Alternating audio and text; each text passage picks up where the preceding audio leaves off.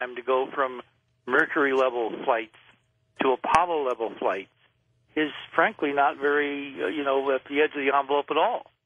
And I was one who was absolutely expecting they would do this.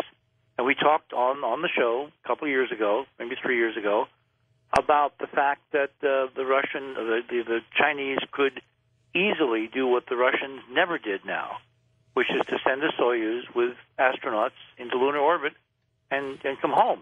Not land yet. That's a biggie. But going around the moon, going into orbit like we did with Apollo 8, would be a major coup, and politically it's only a matter of time until they do it. They might be going to do it in this window. Are they catching up to us, Richard? Yes, because we're standing still. Yeah, that's the thing. We haven't done anything in 40 years that's really worthy of the name. So if they wanted to build, let's say, a newer version of a space shuttle, you think they could just far surpass what we've got right now? Well, materials moves on. And most of the science and chemistry and metallurgy and all that is international. It's not owned by any one government or any one nation. It's at the corporate level. And as you have seen with China and the Silkworm missile and all that going to Iran, they will buy and sell anything from anyone who will sell or buy with them. That's true. So the state of the art for how to get to the moon more efficiently than we did with Apollo is absolutely out there. And we published a tremendous amount of information. And look at how we are going about it. We have not invented anything past rockets in the public sector, the shuttle, Saturn-level technology, J2 engines, all that. So what we're doing in the president's, vision for space exploration, which includes going to the moon first again, and then on to Mars, we're doing it the same way we did it 40 years ago. They are reinventing Apollo, where this is Back to the Future. Yeah, it really is. And it's nuts.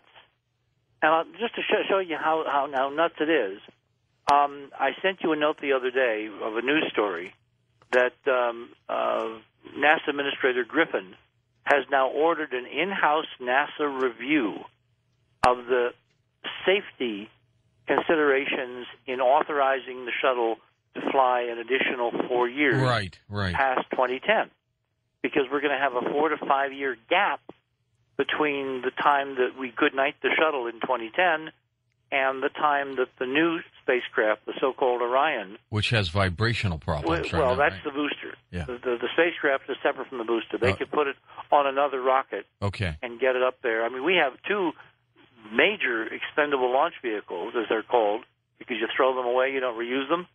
There's the Atlas V and there's a Delta IV, both of which are capable of lifting this new spacecraft, the replacement for the shuttle. The so-called Orion spacecraft is supposed to not only go to the space station, but also carry astronauts to the moon. If we were to switch from Griffin's decision to build an entirely new launch vehicle from the ground up, used loosely based on shuttle-level technology, except it morphed so that it's no longer based on almost any shuttle technology. A whole bunch of stuff has to be invented, designed, man-rated, all incredibly expensive. We're going to spend in this country in the next projected 5 to 10 years something like $15 billion apiece to develop these two new vehicles called Ares 1 and Ares 5, when in fact in the stable, courtesy of the U.S. Air Force and NASA in previous programs, we have two incredible existing launch systems which could carry certainly the Orion spacecraft to the station and don't have to be paid for it. The development money has already been amortized over the normal R&D funding of these programs. And what about the Black Ops programs, this hidden space program that you have always... That's a totally separate discussion. I'm only talking about NASA. Okay. What we think we're spending on NASA. We don't have time this evening to get into the secret space program. What do you mean? I could keep you here all night with me if I wanted to. Say again? I could keep you on here with me all night tonight if I wanted to.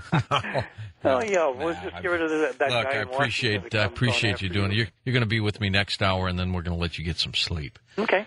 Which, by the way, thank you a lot for this. And like you say, I'll probably owe you. Man, and I tell you what, owing Richard Hoagland Man, I don't know if I want to get into that, but I'll do it. And next hour, I want to talk with you about Cern, too. It's going online on Wednesday of this week. We'll talk next hour with you about that. But you were on earlier with us last week talking about the Rosetta European Space Probe, which was going to go up there and hook up with Steins, the asteroid, which it did. Unfortunately, we had a blurry picture of it. But it is amazing to me that technologically they can send spacecraft, reach a point of a speeding asteroid, get there, either land on it or be right on it. I mean, technology is amazing. The European Space Program, how would you rate its technology to what we have? Well, the two programs, the white program is one that we get to see. The ESA program and the NASA program are basically comparable. I mean, we've done very similar things first to what the ESA spacecraft has done. The thing that's really interestingly different is that while NASA puts out a lot of stuff now in real time, particularly when those of us that were quite vocal around Mars Observer really kicked the traces over and demanded that NASA go back to its earlier live programming. The Europeans don't do that. What they did is they flew by the asteroid Friday afternoon, and it wasn't until Saturday morning that they had a downlink of the data.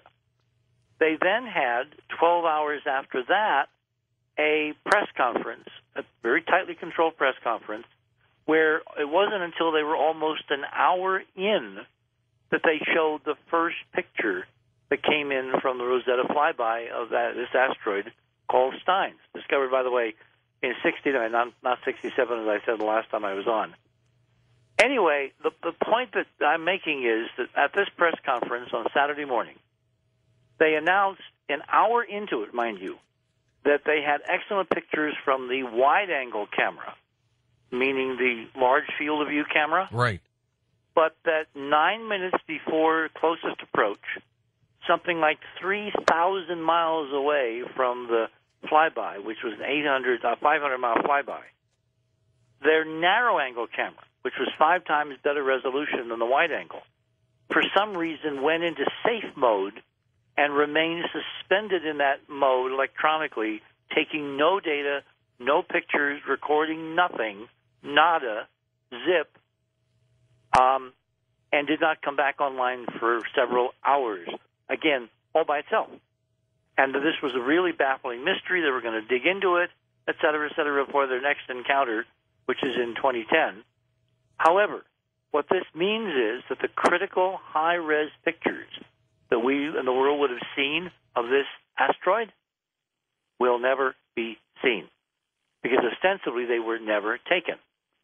Now, I've been working with the wide-angle images, and I have made some very intriguing discoveries over here at Enterprise. So what we're in the process of doing is putting together a paper, an article, which will encompass not only what we see in the imagery that we've got, which I don't think they wanted us to see. And the bottom line is that asteroid Steins may not be an asteroid after all. Richard, and I want to do something for you for helping us, but I also want to do something for the Coast to Coast audience. I'm going to buy. Amazon is selling your book, Dark Mission, right now for $16.47. Mm-hmm. I want to order, and I'll have Tom work on the paperwork, 50 books from you at the Amazon price. You sign it, and maybe you can get Mike Barrett to sign it as well. I'm going to give 50 books out over the course of the next couple weeks to 50 cool. Coast to Coast listeners. And just do it on my discretion, but we're going to do that. But well, you know, George, that's really good of you, because without reading what's in that book, if new people come to this audience, and they're coming constantly because you're attracting them with good programming, they may not understand the context of our discussion because we're kind of starting in the middle of the story. Right. So having the book and having it for free and signed, that's good. It's a really cool deal. I'm going to give the first one that you and Mike Bear sign to Bad Boy, who heads up the NighthawkZone.com.